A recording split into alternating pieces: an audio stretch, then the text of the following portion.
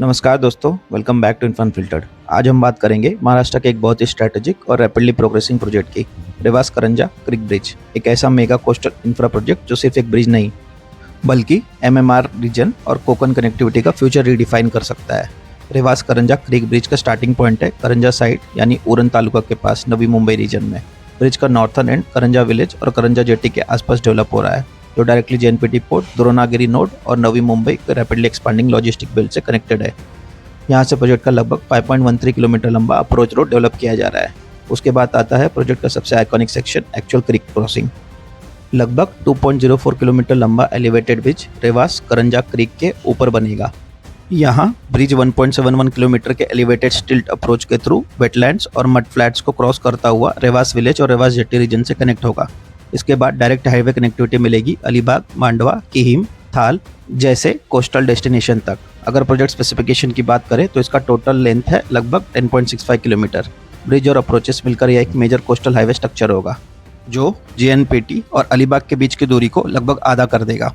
सबसे इंटरेस्टिंग बात यह है कि यह ब्रिज सिर्फ एक स्टैंडअलोन प्रोजेक्ट नहीं है। यह महाराष्ट्र के ambitious Revas Reddy coastal highway यानी MSH4 कॉरिडोर का एक बहुत ही इंपॉर्टेंट हिस्सा है। लगभग 498 किलोमीटर लंबा यह कोस्टल हाईवे फ्यूचर में महाराष्ट्र के कोकन कोस्टलाइन को एक सीमलेस कॉरिडोर में कनेक्ट करेगा, और रेवास करंजा क्रिक ब्रिज उस विजन का पहला मेजर मिसिंग लिंक माना जा रहा है। अगर ब्रिज के स्पेसिफिकेशन की बात करें तो इसमें टोटल 4 ट्रैफिक लेन्स होंगे। टोटल विड्थ अराउंड 29.5 मीटर का होगा। दोनों साइड पर 1.5 मीटर पेडिस्ट्रियन फुटपाथ होगा और इस ब्रिज पर स्पीड लिमिट होगी 80 किलोमीटर पर आवर तक की। प्रोजेक्ट को डेवलप कर रही है MSRDC यानी Maharashtra state road development corporation. इस प्रोजेक्ट का ओवरऑल कॉस्ट लगभग 2478 करोड़ रखा गया है। इस ब्रिज को एफकॉन इंफ्रा द्वारा एग्जीक्यूट किया जा रहा है। इस ब्रिज का ओरिजिनल आइडिया 1980 के आसपास ही सोचा गया था, लेकिन परमिशंस, फंडिंग और एग्जीक्यूशन चैलेंजेस की वजह से यह डिकेड तक सिर्फ फाइल्स और ड्राइंग्स में ही अटका रहा। आइए देखते हैं इस प्रोजेक्ट का करंट ग्राउंड अपडेट।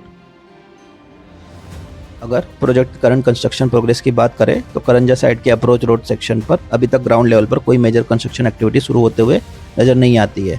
वहीं प्रोजेक्ट के एक्चुअल क्रिक क्रॉसिंग सेक्शन में काम कंपैरेटिवली ज़्यादा विजिबल है, जहां मल्टीपल लोकेशंस पर ब्रिजेस, पियर्स कंप्लीट हो चुके हैं और उनके ऊपर पियर कैप इंस्टॉलेशन का काम भी चलता हुआ दिखाई दे रहा है, जो इंडिकेट करता है कि फिलहाल कॉन्ट्रैक्टर का फोकस मेन ब्रिज स्ट्रक्चर को एडवांस करने पर है, जबकि अप्रोच रोड सेक्शन पर लार्ज स्केल एक्टिविटी आने वाले समय में देखने को मिल सकती है।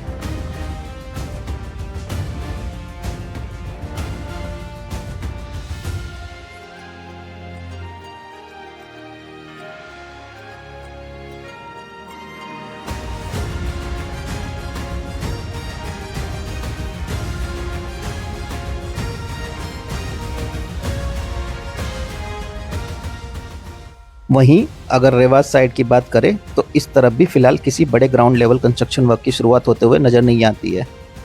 रेवास एंड पर अप्रोच रोड और स्टिल सेक्शन के लिए अभी ग्राउंड वर्क और साइड प्रिपरेशन की एक्टिविटीज फ्यूचर फेसेस में देखने को मिल सकती हैं। आने वाले समय में जैसे जैसे प्रोजेक्ट मोमेंटम पकड़ेगा, वैसे ही साइड पर आपको अप्रोच रोड कंस्ट्रक्शन और एसोसिएटेड इंफ्रा वर्क्स तेजी से शुरू होने की उम्मीद है। ओवरऑल प्रोग्रेस की बात करें तो अवेलेबल कंस्ट्रक्शन एक्टिविटीज को देखते हुए इस प्रोजेक्ट का लगभग 20% काम कंप्लीट हो चुका है, कंसीडरिंग कि प्रोजेक्ट की एक्चुअल कंस्ट्रक्शन फेज की शुरुआत मिड 25 के आसपास हुई थी और इसका टारगेट कंप्लीशन दिसंबर 2027 रखा गया है। प्रोजेक्ट फिलहाल अपने इनिशियल एग्जीक्यूशन स्टेज में नजर आता है। आने वाले महीनों में अप्रोच रोड, फाउंडेशन वर्क और सुपर स्ट्रक्चर कंस्ट्रक्शन में और ज़्यादा तेजी देखने को मिल सकती है। ओवरऑल देखा जाए तो रेवास करंजा क्रिक ब्रिज सिर्फ एक ब्रिज प्रोजेक्ट नहीं बल्कि MMR reason, JNPT, Navi Mumbai international airport और पूरे कोकन कोस्ट की फ्यूचर ग्रोथ स्टोरी का एक क्रूशियल इंफ्रा लिंक है।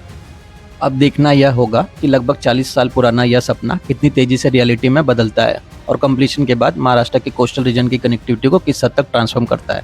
खैर, आपकी क्या राय है इस प्रोजेक्ट के बारे में हमें कमेंट सेक्शन में जरूर बताएं। अगर वीडियो इन्फॉर्मेटिव लगे तो वीडियो को लाइक और चैनल को सब्सक्राइब करना ना भूलें। मिलते हैं अगले वीडियो में एक नए इंफ्रा प्रोजेक्ट के साथ। तब तक के लिए टेक केयर, ड्राइव सेफ और ड्राइव करते समय हमेशा सीट बेल्ट और हेलमेट का इस्तेमाल करें।